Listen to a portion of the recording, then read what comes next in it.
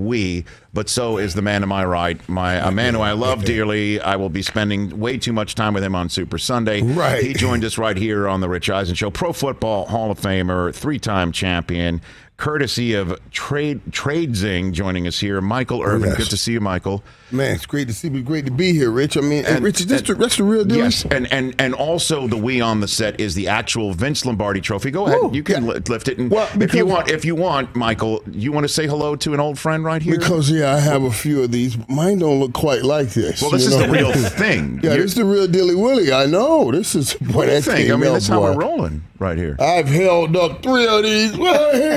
Careful. I've got to give it back in one piece. I got much practice holding these things up. I've held up 3 of them. If some other people come in here and do that, then you get nervous because they never held this thing before. But me, I've held this thing. I've made love with this baby. I was about to say, is there anything that you can say for airing?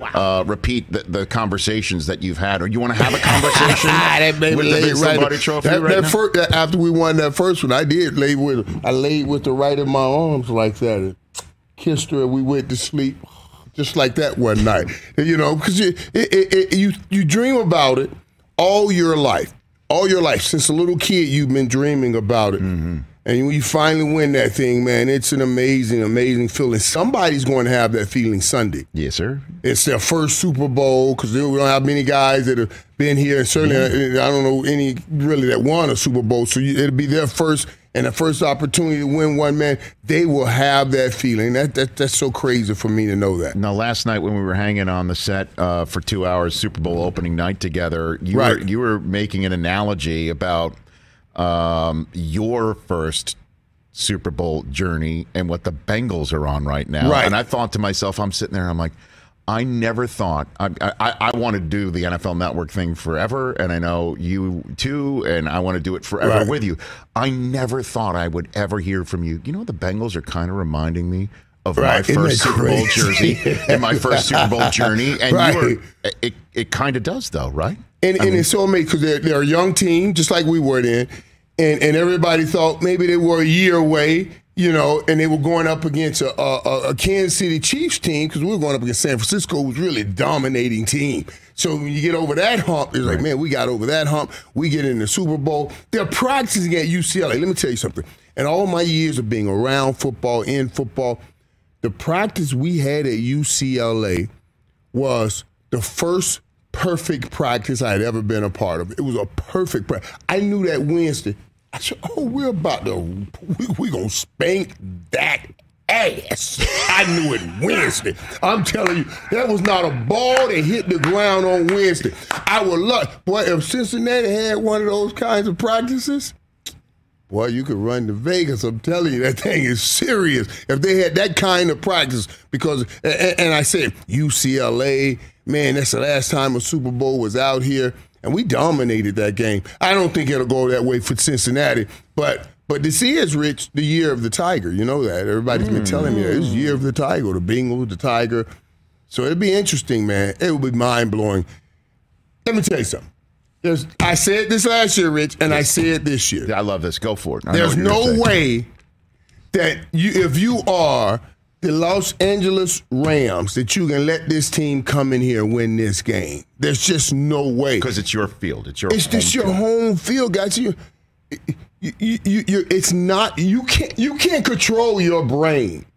You can control your actions, but you can't control your brain. You can't tell your brain to stop thinking. Oh, you said stop thinking that. But the brain, it does what it does. So now, if I let you beat me here, every time I come into this stadium, I have to remember that. My brain, it will go back to that. So I have to beat you now to make sure that I'm not living with this for the rest of my life. This is your home stadium. You cannot watch other people catch confetti in your home stadium.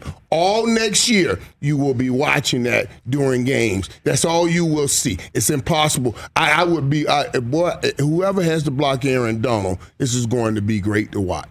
Or unless you're the one blocking Aaron Donald, right? Unless you're the one watching that blocking Aaron Donald, and that person's family, and anybody, right? Anybody in the family, because that's going to be something. You imagine how he's going to play this game. He's already tasted defeat in the Super Bowl. He's already tasted it. So now he has that bitter taste in his mouth, and now you're trying to give him a second defeat in the Super Bowl. He's going to be considered one of the greatest defensive players ever. He has three defensive players of the year. One of the greatest defensive players ever with 2 Super Bowl losses and a loss in his own hometown. I just can't see it happen. Yeah, 1990 was the only other time a 3-time defensive player of the year played in the Super Bowl. Lawrence Taylor was the last one to do that. Michael Irvin here on the Rich Eisen Show. LT. And you wait a minute. Yeah. Back up, Rich. Yeah. Can you understand how great that is if you're Aaron Donald to be mentioned with LT? Yeah. LT was. I know. I mean, a game changer, game wrecker, a wrecker of dreams. I mean, however you want to put it. And I even told you last night, or I told him last night, what we talk about here, guys, is that when Aaron Donald goes back to the Hall of Fame as a 15-year returner, okay? Like he's in year 15 of being a Hall of Famer. The jacket is going to fit him perfectly. He's going to be one of those Hall of Famers. And looks like he could give you about 15, 20 snaps on the spot. Like that. You know that about Aaron Donald. He's not going to let himself go. He's going to look great. The gray will look great on whatever beard he might have. Right. Like Mel Blount. When you see Mel Blount return to the Hall, it's like, okay, now I know why they changed defenses and they changed rules for this guy. Now I get it. That dude, listen, man. Right? I wish you people could see Mel Blount. I wish you just stand next to him. He keeps going. Dude, he keeps going. He doesn't stop. I can't believe this was a cornerback. I mean, I'd have gone back to the sideline like, Coach, no, I'm not. I can't go.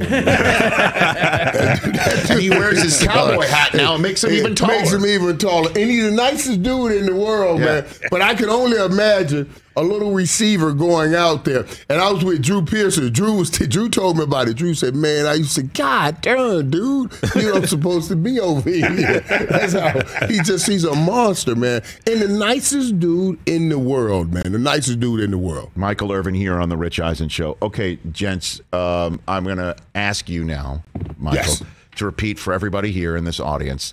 Last night, we're on the air live, and Brady says on his podcast what we talked about at the top of our show.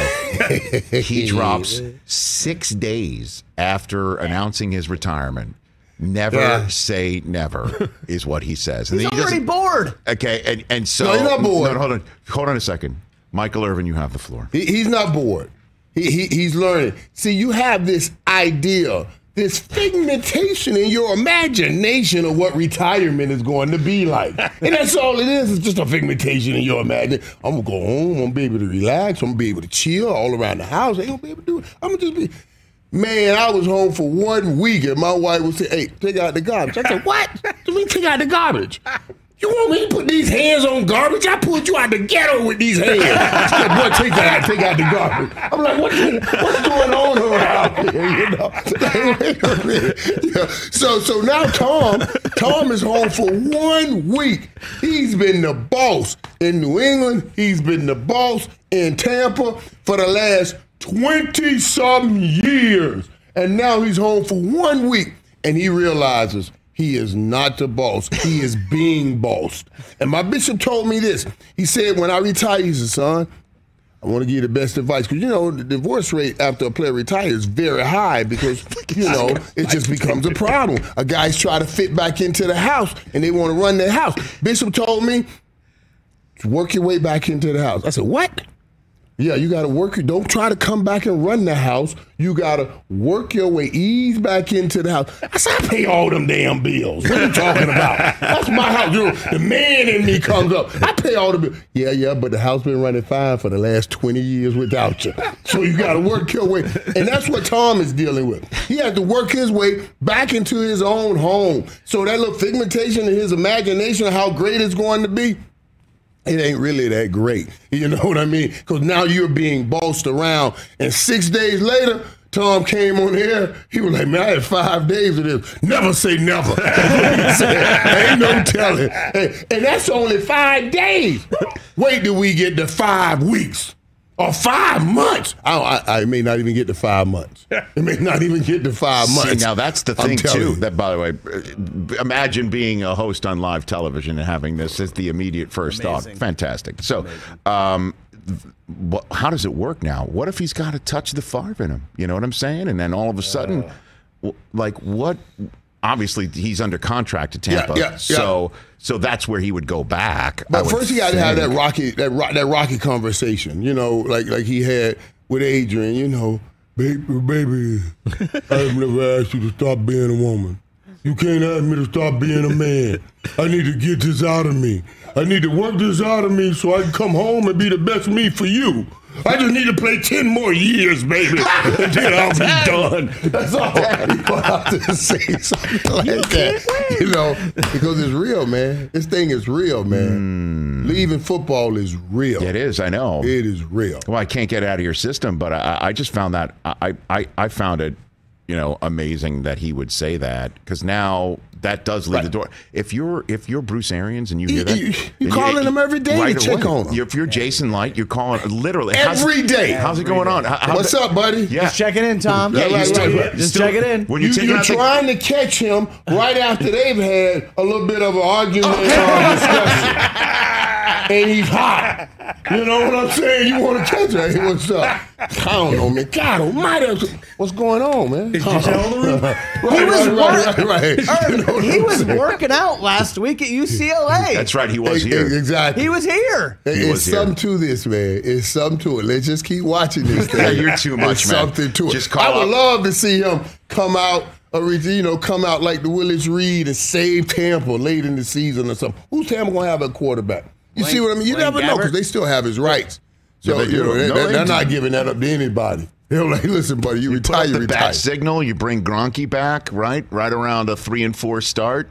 Boy, it would. How insane would game day morning be if that happens? And come to think about it, Rich, that's the only way he can. There is no next level for Tom Brady. No. There's Tom is at the highest level. There is no next level. But if he does that. Say Tampa starts out like 1-4 at age 45, and then he comes back at age 45, and you turn that thing around, get him in the playoffs, and then get him Super Bowl. That's a next level. Yo, kiss my butt. That's a next level. Right now, you're like, oh my God, this dude went in the phone booth, put on a cape, and came back and did that. That's a next level, even for Tom Brady. Michael Irvin podcast available wherever you get your podcasts. Michael and I and 19 others, by the way. We counted the number of people on the promo screen last night. 21 of us. 21. For 8.5-hour edition. If we add, like I said last night, add one more, then Kurt will have his dream of having an actual 11-on-11 drill on our field. We could have that, too. You know, all those dudes we got over there. What's up with Trade Zing? What's going on with that? I'll tell you, Trade Zing, man. And this is the platform. And I'm learning more about it, Rich. I'm learning, I want to help some of these guys out here. The great story, Tom Brady's going to be fine.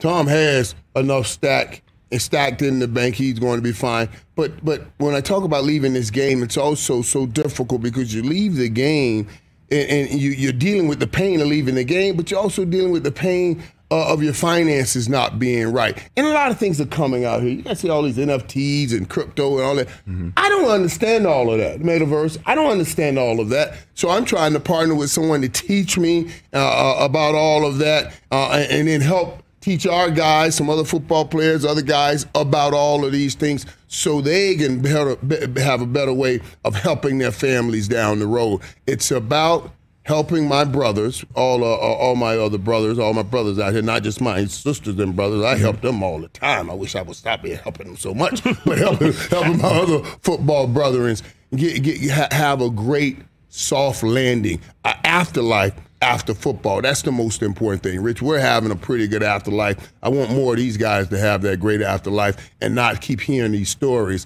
about these financial issues that our guys are having. All right, Trade Zing and Michael Irvin, thanks for coming here. Do you want to say parting words? Yeah, this is my baby here. It's my baby. She's going to have to go home and sleep with somebody else this week. but that's okay. You know, this is my baby. I'm happy for whoever gets to sleep with her this time, man. That first Super Bowl, I promise y'all, after the first one, Rich, I stayed in the locker room 2 hours afterwards. I just sat in the locker. I was the last one to leave because I wanted to taste that last drop of that Super Bowl. There is nothing like it. Look at that right there.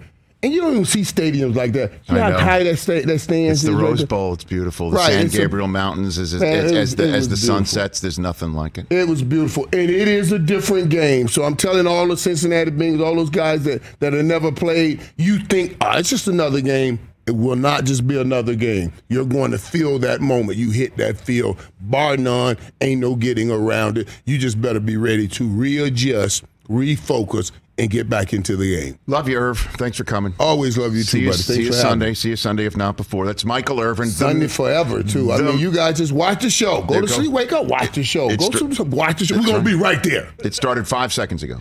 Hey, you watched all the way to the end. Thanks for that. Watch more right here.